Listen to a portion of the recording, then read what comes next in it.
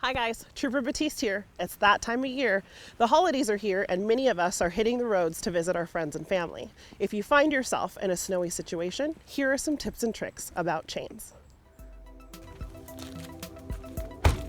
When installing your chains, make sure you're safely off the roadway. Here are some general chain instructions. Remember, it's important to always check the manufacturer instructions with your set. Make sure you're comfortable installing your chains prior to needing them.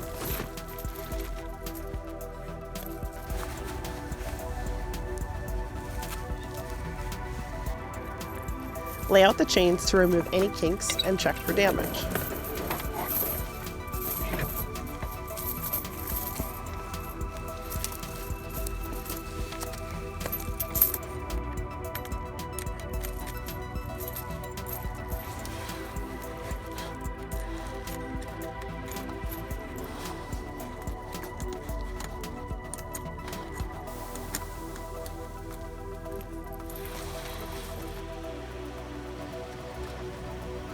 Once the chains are installed, drive a short distance and check again to retighten.